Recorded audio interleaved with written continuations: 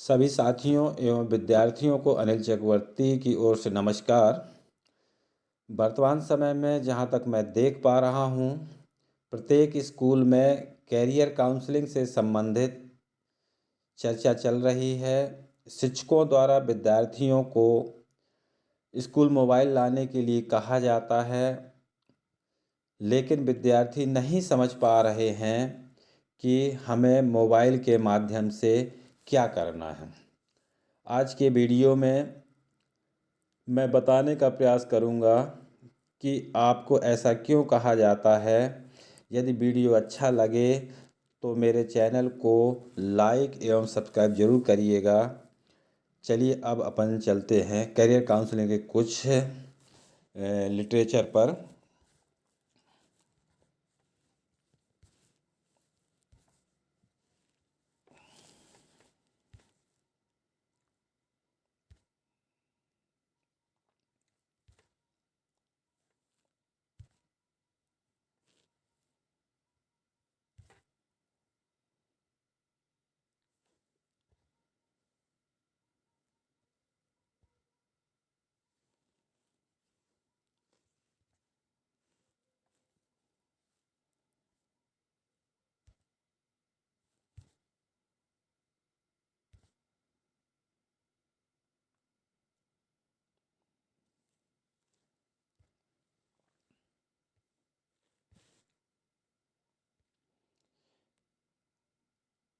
ये है career counselling एवं गाइडेंस मार्गदर्शिका।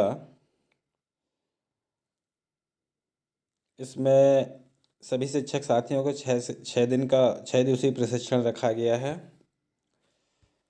तो प्रत्येक स्कूल से शिक्षक जिला स्तर पे प्रशिक्षण प्राप्त कर चुके होंगे और जो इसका मुख्य उद्देश्य है, कैरियर विकल्प के चयन में विद्यार्थी निम्नलिखित कारणों से प्रभावित होकर गलत विकल्प का चयन कर लेते हैं। नंबर 1 है, विद्यार्थी अपने परिवेश, सामाजिक दायरे तथा सीमित अनुभव के आधार पर विषयों और कैरियर संबंधी विकल्पों को चुनते हैं। दूसरा, जिस कोर्स या विषय को अधिक बच्चे या उनके मित्र चुनते हैं वह उनका चयन कर लेते हैं, अर्थात विद्यार्थी अपने साथियों और वातावरण से प्रभावित होते हैं। तीसरा कारण है, परिवार की आर्थिक स्थिति के चलते सीमित सोच के साथ विकल्प तलाश कर अपनी क्षमता से कम लक्ष्य का निर्धारण कर लेते हैं, जिससे उनकी प्रतिभा के साथ न्याय नहीं हो पाता। अगला कारण है, जिस कैरियर में अधिक आय होती है उसके आधार पर अपना विषय और कैरियर चुन लेते हैं जो कि उनकी क्षमताओं एवं रुचि से मेल नहीं खाता और व्यवहारिक साबित नहीं होता। और अंततः बच्चे अपने कैरियर में अपनी प्रतिभा और विशिष्टता के साथ न्याय नहीं कर पाते और वांछित परिणाम हासिल नहीं होने पर असफल होकर निराशा और आशावाद में चले जाते हैं। जबकि उल्लेखनीय है कि असफलता के बाद भी उनमें प्रतिभा और परिश्रम की कोई कमी नहीं होती।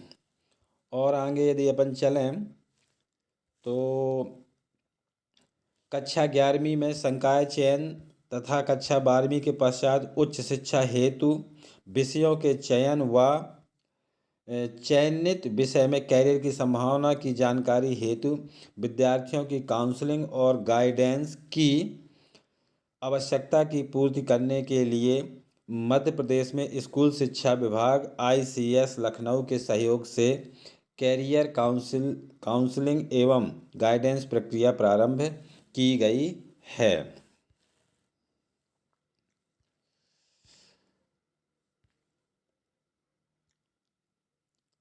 इसके बाद एक शब्द और आया है, ड्रीम कैरियर क्या है।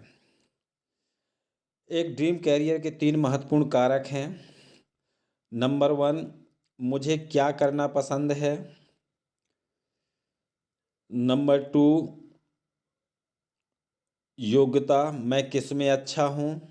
नंबर 3, क्या दुनिया को ऐसे कैरियर की ज़रूरत है और यह मेरे लिए कितना फ़ायदेमंद होगा। इसके बाद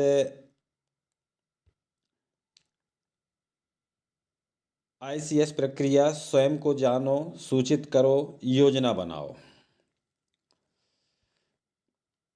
आपको स्वयं की पहचान करनी है, स्वयं को सूचित रखें, अपने लिए योजना बनाएं। इसके बाद एक फिगर के रूप में समझाया गया है सही विकल्प। इसमें एक चार्ट के रूप में बताया गया है, तो इसको आप अपने स्तर से देख सकते हैं। इसके बाद ये सारणी बनी हुई है, विषय पात्रता मापदंड सारणी, और आप देखेंगे कि इस क्रम में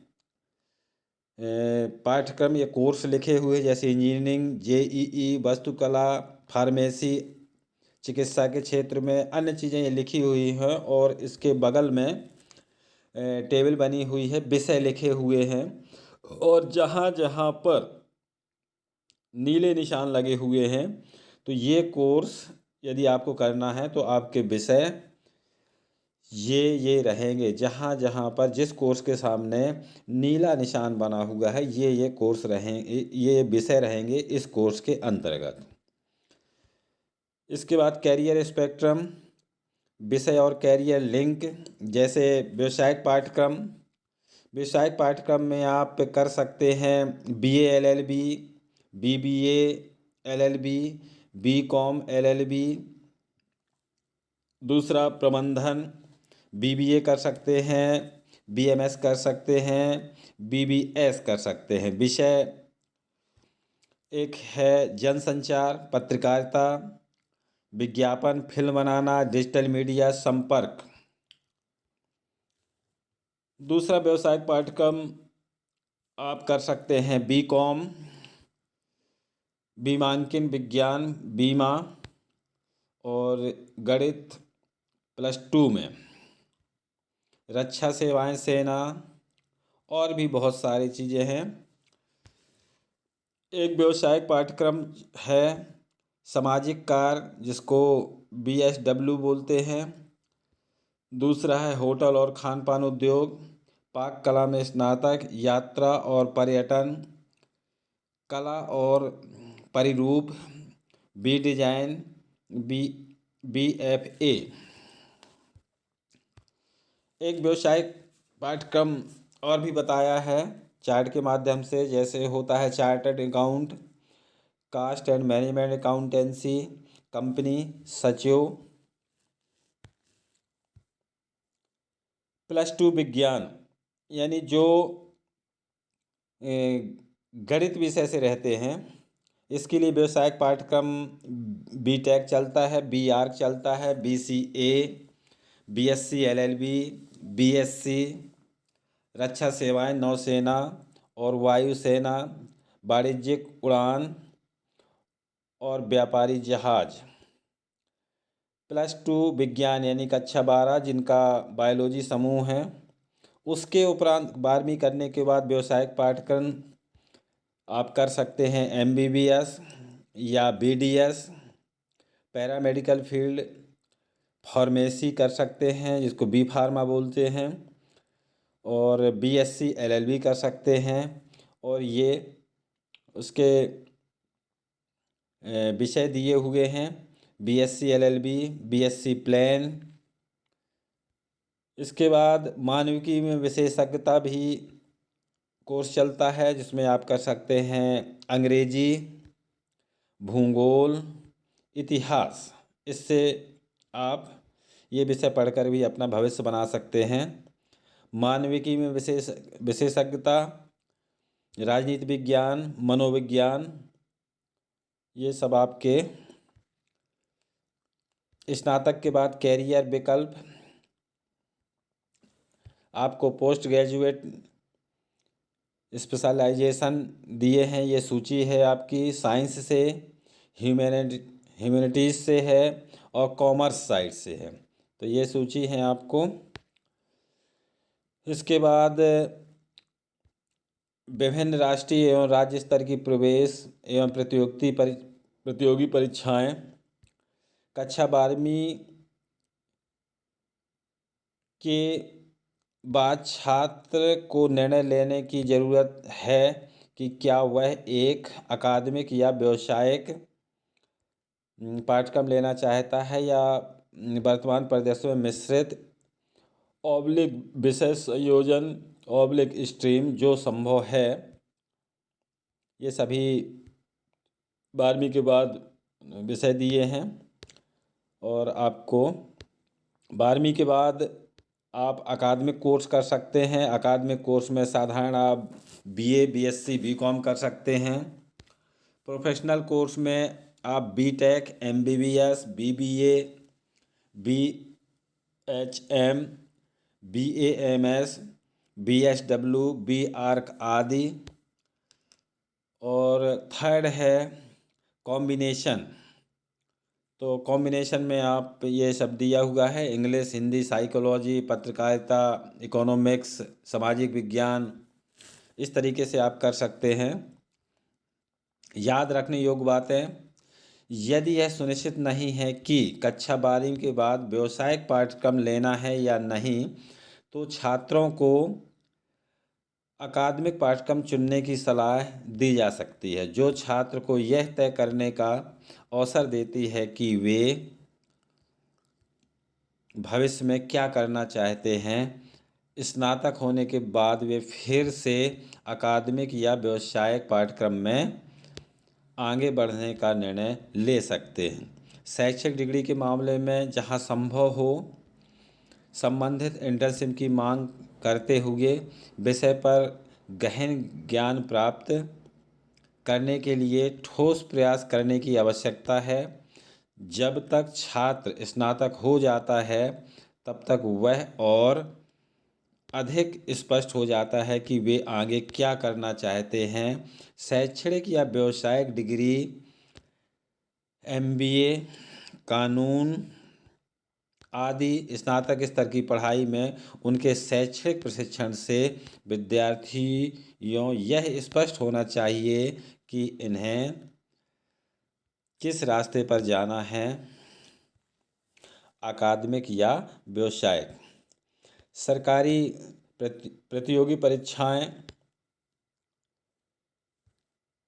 भी हैं, जैसे सिविल सेवा परीक्षा, भारतीय आर्थिक सेवा परीक्षा, भारतीय सांख्यिकी सेवा परीक्षा, संयुक्त रक्षा सेवा परीक्षा, राष्ट्रीय रक्षा अकादमी, संयुक्त चिकित्सा सेवा परीक्षा, इंजीनियरिंग सेवा परीक्षा, विभिन्न संवर्गों के लिए कर्मचारी चयन, भारतीय रिजर्व बैंक सेवा बोर्ड के माध्यम से विभिन्न पदों के लिए परीक्षा, राष्ट्रीय कृषि और ग्रामीण विकास बैंक नाबार्ड के माध्यम से विकास अधिकारियों और अन्य के लिए परीक्षा, दूरसंचार विभाग में दूरसंचार अधिकारियों के लिए परीक्षा।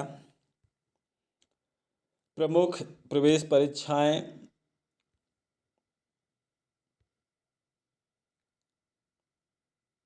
IMU, CET, इंडियन आदि। ये सब NDA, CDSC, JE, NID, DAT, JE main, JE advance, ये सभी आपको सूची दी गई हैं। इनका चयन आप अपने स्तर से कर सकते हैं। और सरकारी प्रतियोगी परीक्षाएं, SBI PO परीक्षा, LIC AAO परीक्षा आदि प्रकार की परीक्षाएं हैं जिनकी आप तैयारी कर सकते हैं।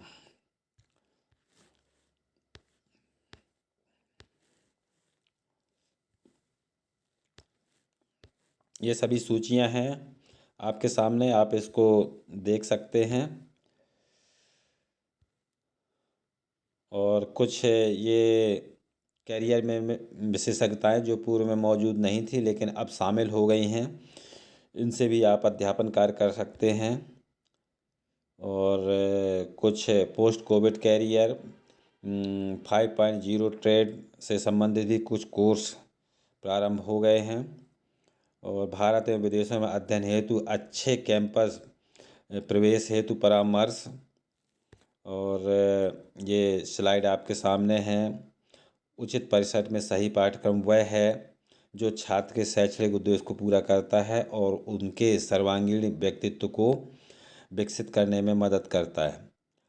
यह महत्वपूर्ण हो जाता है कि छात्र कॉलेज, विद्यालय, वहाँ पर उपलब्ध पाठ्यक्रम और उस विशेष पाठ्यक्रम पर कॉलेज विश्वविद्यालय की मान्यता पर विस्तृत शोध करें ताकि वे जान सकें कि यह उनके लिए सही शैक्षिक संस्थान है या नहीं। बीए, बीएससी और बीकॉम पाठ्यक्रम के लिए छात्र देश भर के प्रसिद्ध कॉलेज, विश्वविद्यालयों में आवेदन कर सकते हैं। मुख्य बिंदु बताए गए हैं। सही विषय संयोजन जीवन में एक सफल कैरियर निर्माण के लिए महत्वपूर्ण आधारशिला के रूप में कार्य करता है। इस चीज़ को ध्यान रखेंगे सभी विद्यार्थी। विषय चयन प्रक्रिया में पाठ्यक्रम और कैरियर के लिए योग्यता और रुचियां, कक्षा के प्रदर्शन और पात्रता, आवश्यकताओं के बारे में जागरूकता शामिल है। सूचित विकल्प चुनते हुए समय विषयों और उनके कैरियर लिंक के बारे में विभिन्न भ्रांतियों और तथ्यों से अवगत होना भी महत्वपूर्ण है। कोई आदर्श कैरियर नहीं है, केवल आदर्श विकल्प है। प्रत्येक कैरियर दूसरे की तरह ही अच्छा है। चुनाव इस बात पर निर्भर करता है कि आपकी ब्राह रूपरेखा से क्या मेल खाता है। निहित सर्वश्रेष्ठ को सामने लाता है। अगला है सही कैंपस में सही कोर्स करना जरूरी है। नेक्स्ट, सामान्यीकरण से बचें और एक व्यक्तिगत शैक्षिक और कैरियर पथ की सुविधा प्रदान करें जो कि किसी क्षमता को पूरी तरह से उपयोग करेगा और लाभप्रद होगा।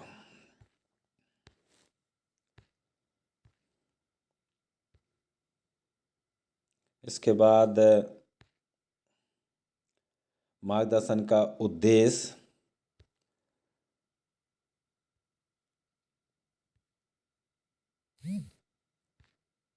मार्गदर्शन के सिद्धांत। मार्गदर्शन उपचारात्मक नहीं बल्कि सशक्तिकरण पर केंद्रित है। मार्गदर्शन के प्रमुख क्षेत्र शैक्षणिक मार्गदर्शन। और ये बहुत महत्वपूर्ण बिंदु है। हमें शैक्षिक परामर्श की आवश्यकता क्यों? कई विकल्प और विविध पाठ्यक्रम और विशेषज्ञता।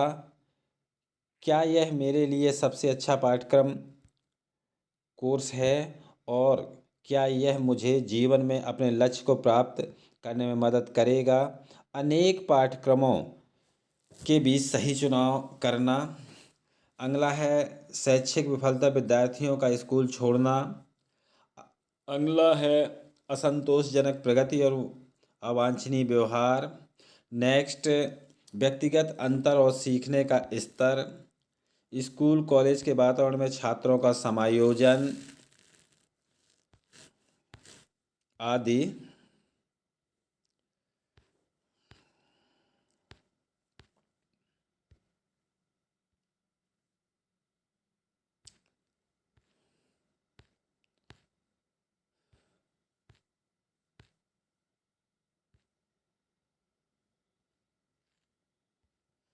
विद्यार्थियों, मैं आपको एक बार पुनः बताना चाहूँगा कि होता क्या है कि अपन जिस परिवेश में रहते हैं, अपन लोग जिस परिवेश में रहते हैं उसी के हिसाब से अपन निर्णय लेते हैं और विषय का चुनाव करते हैं। अपने जो भी मित्र होते हैं, जैसा मित्र विषय का चुनाव करते हैं, निर्णय लेते हैं, उसी के अनुसार अपन भी निर्णय ले लेते हैं। यह पोर्टल सिर्फ इसलिए बनाया गया है कि आप स्वयं से अपने आप को आकलन करें और विषय का चयन करें कि मैं किस स्तर का हूँ और मुझे कौन से विषय लेना चाहिए, किस दिशा में मुझे अध्यापन कार्य करना चाहिए। इसके लिए यह कैरियर मार्गदर्शन मध्य प्रदेश शासन द्वारा चलाया जा रहा है और सभी बच्चे मोबाइल में एक अपना मेल आईडी और पासवर्ड बना लें और उसके माध्यम से ऐप को लॉगिन करें। और जो मैंने स्लाइड के माध्यम से आपको बताया है वो सभी कुछ आपको मिल जाएगा जब आप स्वयं ऐप्स के माध्यम से लॉगिन करेंगे और हर चीज़ आपको उसमें प्राप्त हो जाएगी और उसके बाद आप स्वयं निर्णय ले पाएंगे कि हमें करना क्या है और किस फील्ड को आजमाना है और अपनी रुचि के अनुसार आप विषय ले पाएंगे। और धन्यवाद सभी विद्यार्थियों को। मेरा मानना है कि आप इस बात को कुछ समझे होंगे और मोबाइल पे अपनी आईडी से लॉगिन करें और पोर्टल के अंदर जाएं और अपना कैरियर स्वयं चुनें। धन्यवाद।